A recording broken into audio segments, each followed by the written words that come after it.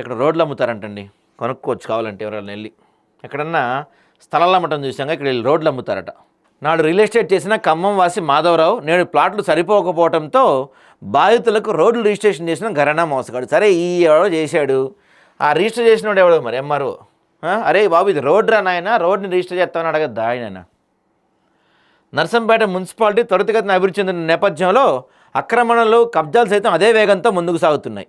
నాలా భూములు, green land, assign, ప్రభుత్వ భూములు అన్యక్రాంతమవుతూ దోచుకున్నడికి దోచుకున్నంత చందంగా ప్రభుత్వ భూములు, పంట కాలువల భూములు సైతం అడ్రస్ లేకుండా పోతున్నాయి, మంచు ముక్కల్లా కరిగిపోతున్నాయి.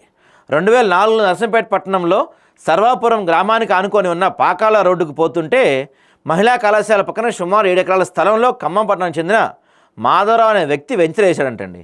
అప్పుడున్న నిబంధనల ప్రకారం 25 ఫీట్లతో దారులు 468 ప్లాట్లు చేసి అమ్మకం కోసం చిట్టీలు, నగదు, బహుమతులు డ్రాలో గెలుపొందే ప్లాట్ ఉచితమంటూ ప్రచారాలు చేసి ప్లాట్లు అమ్ముకున్నాడు. సో ఈ జనం, ఉపాధ్యాయులు, ఉద్యోగులు, పోలీసులు సైతం ప్లాట్లు కొనుగోలు చేసేంత వరకు కథ సుఖాంతంగా మారింది. ఏజెంట్లు పెట్టుకోవడం ద్వారా 468 ప్లాట్లలో తేడాలు రావడంతో డబుల్ రిజిస్ట్రేషన్లు సైతం అయ్యాయంటండి. బాధితులు గగ్గోలు పెట్టడంతో ఖమ్మం పట్టణానికి చెందిన మాధవరావు ఏజెంట్ నియమించుకొని గత ఏడాది క్రితం శివశక్తి నగర్ ప్లాట్ నడుమ ఉన్న 2 రోడ్లను కొలిచి 300 గజాలు బాధితునికి, 130 గజాల బాధితులకు అప్పచెప్పి బేఫేగా రిజిస్ట్రేషన్ చేశాడు.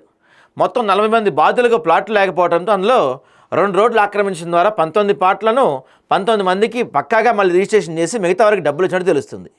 ఈ సందర్భంగా శివశక్తి నగర్లో ఇప్పటికే చాలామంది ఉద్యోగులు, ప్రజలు ఇల్లు నిర్మించుకున్న క్రమంలో రోడ్ల సంగతి ఏంటి అని వెంచర్ యజమాని మాధవరావు సైతం నిలదీయడంతో పాటు పోలీస్ స్టేషన్ వరకు వెళ్ళిందంట కేసు ఇది.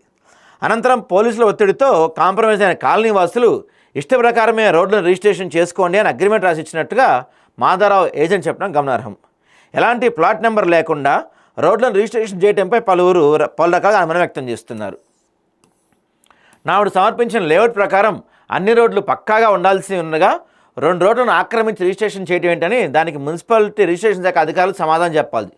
సరే వాడంటే లంచాలు తీసుకోవడం, డబుల్ రిజిస్ట్రేషన్ చేశాడు. మరి మీకేమైంది? అధికారులకు బుద్ధి మీకు ఉండాలి కదా.